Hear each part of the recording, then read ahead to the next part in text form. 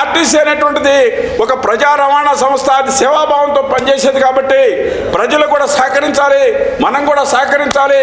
అలాంటి వేల కుటుంబాల యొక్క ఆరోగ్యాన్ని పట్టించుకోవాలనే ఉద్దేశంతో చిట్ట చివరి ఆర్టీసీలో ఉన్నటువంటి ఈఎస్ఐ పిఎఫ్ బెనిఫిట్స్ ఏదైతే ఉన్నాయో అవి ఆ పేదవాళ్ళకి అందాలా, వాళ్ళ జీతం యాజ్ ఇట్ ఈజ్గా అందాలా, వాళ్ళకు వచ్చేటువంటి 15,000 వాళ్ళకి అందాలా.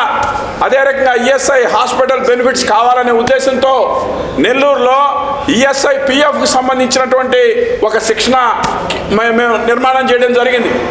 ఆ రకంగా మీకు ఏం బెనిఫిట్స్ ఉన్నాయి, ఏ రకంగా మీరు వాటిని ఉపయోగించుకోవాలనే పద్ధతుల్లో పిఎఫ్ ఈఎస్ఐ అధికారులను కూడా తీసుకురావడం జరిగింది.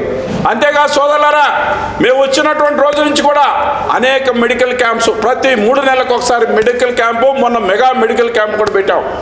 అన్ని రకాల వ్యాధులకు సంబంధించినటువంటిది మేము తీసుకొచ్చి మా యొక్క అవుట్సోర్సింగ్ కార్మికులే కాకుండా రెగ్యులర్ ఎంప్లాయీస్, మా షాప్ కీపర్సు, అదే రకంగా మాకున్నటువంటి అన్ని రకాల ముఠా ఏదైతే హమాలీలు అందరినీ కూడా ఇన్వాల్వ్ చేస్తున్నాం.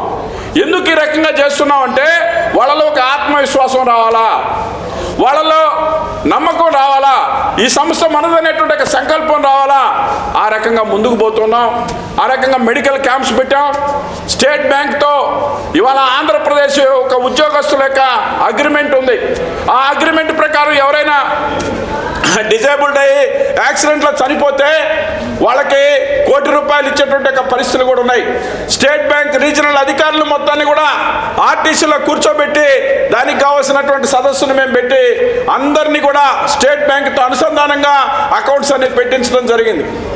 ఈ రకంగా ఒక కార్మికుడికి ఎవరికైనా ఇబ్బంది వస్తే, మా యొక్క నరసింహులు అనేటువంటి ఒక కార్మికుడు మాకు కాలు తీసేసిన పరిస్థితి వస్తే ₹2,90,000 నేరుగా మా యొక్క ఆర్టీసీ నుంచి ఇచ్చే పరిస్థితి తెచ్చాం.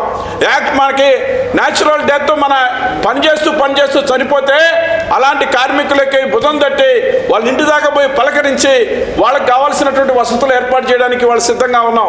ఈ రకంగా ఈఎస్ఐ కార్మికులకి ఇప్పటిదాకా పట్టించుకున్న పాపాను పోకపోతే బోర్డు మీటింగ్లో అందరి సహకారంతో ఏకాభిప్రాయంగా రాబోయేటువంటి రోజుల్లో డిఎం డిపిటి వాళ్ళని బాధ్యత తీసుకొచ్చి వాళ్ళకి అవకాశాలన్నా కలపాలా, లేకపోతే వాళ్ళని మనమన్నా సరే జాగ్రత్తగా పట్టించుకొని ఈఎస్ఐ పిఎఫ్ హాస్పిటల్స్కి వెళ్ళాలా. నేను స్వయంగా ఈఎస్ఐ హాస్పిటల్కి వెళ్ళాను, నేను స్వయంగా జీజీహెచ్ హాస్పిటల్కి వెళ్ళాను. ఆర్టీసీ కార్మికుడు ఎవరైనా వస్తే వాళ్ళకి వెంటనే న్యాయం చేయమని చెప్పాము.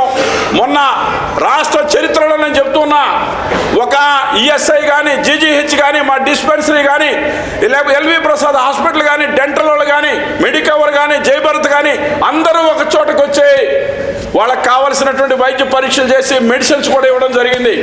రాబోయేటువంటి జనవరిలో మెగా మెడికల్ క్యాంప్ ఉంటుంది.